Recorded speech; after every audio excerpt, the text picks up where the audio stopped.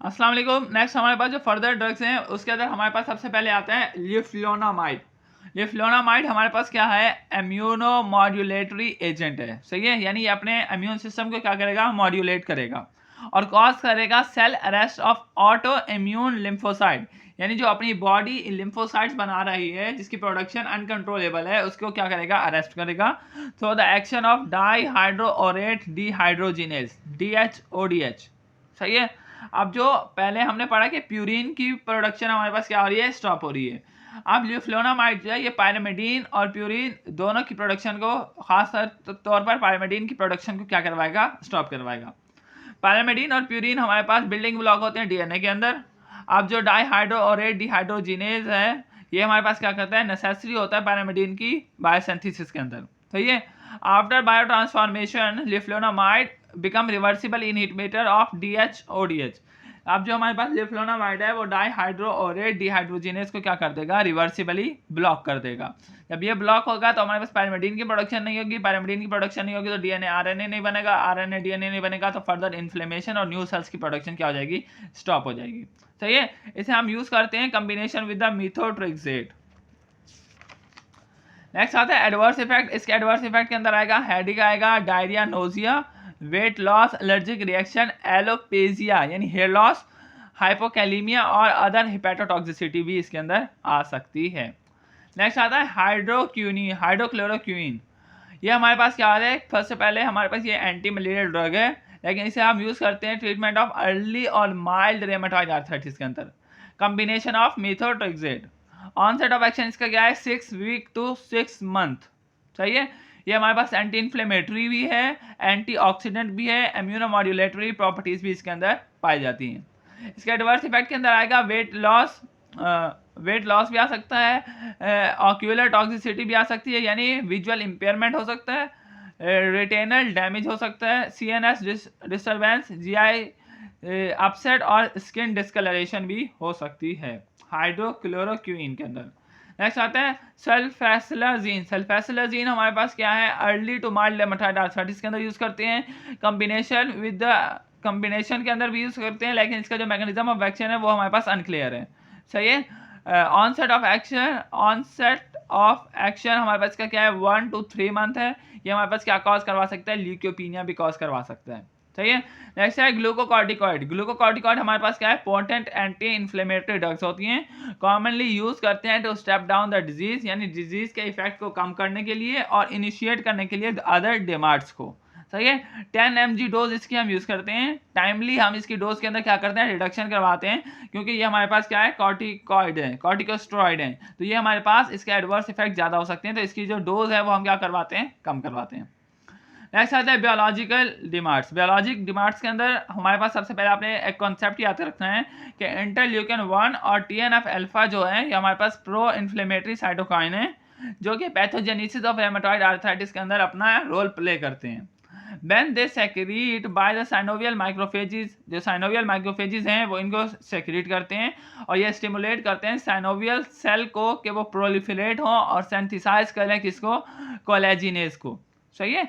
Thereby degrading cartilage, stimulating bone resorption and inhibiting proteoglycan synthesis। और ये क्या करवाएंगे, प्रोटियोग्लाइकेन की synthesis भी करवाएंगे।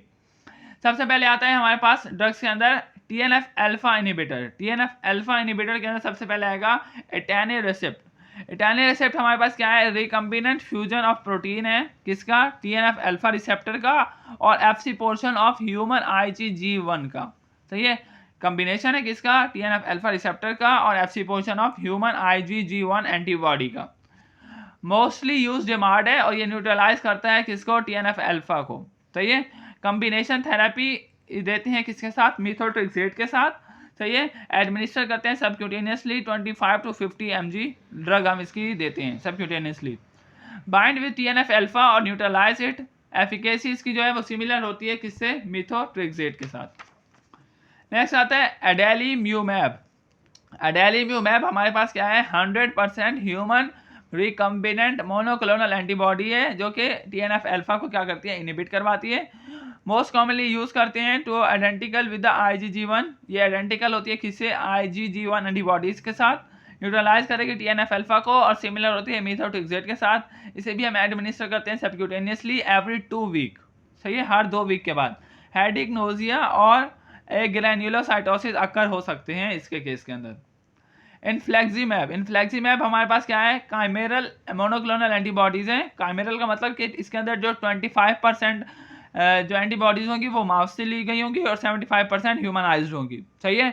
Should be use in the combination of methotrexate, bind with TNF alpha और न्यूट्रलाइज करवाएगा और इसे IV इन्फ्यूजन देते हैं एवरी 8 वीक, सही है।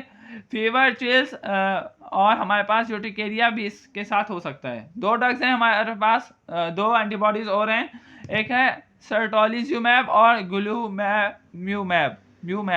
इसका भी मैकेनिज्म ऑफ एक्शन सेम है कि वो TNF अल्फा को क्या करेंगे, इनहिबिट करवाएंगे, लेकिन ये हमारे पास क्या है, ह्यूमनाइज्ड है और कॉम्बिनेशन के साथ देते हैं, किसके, पॉलीथाइलिन के साथ कंबाइन करके ये हम देते हैं, सही है। ये हम सिंगल ही देते हैं और वो हमारे पास TNF अल्फा को क्या कर देता है, ब्लॉक कर देता है, सही है। नेक्स्ट आता है हमारे पास इंटरल्यूकिन 1 एंटागनिस्ट। इंटरल्यूकिन 1 एंटागनिस्ट के अंदर सबसे पहले है एनाकाइनेरा। एनाकाइनेरा हमारे पास क्या है, recombinant human interleukin 1 receptor antagonist है। लेस इफेक्टिव है वह है किससे, TNF अल्फा इनहिबिटर के साथ यूज़ करते हैं हम इसको रिफ्रैक्टरी रेमेटॉइड आर्थराइटिस के अंदर। इसकी डोज जो है वो 1 mg डेली है, सही है। एडवर्स इफेक्ट के अंदर आएगा लोकल रिएक्शन और चेस्ट इन्फेक्शन इसके साथ कॉज हो सकते हैं।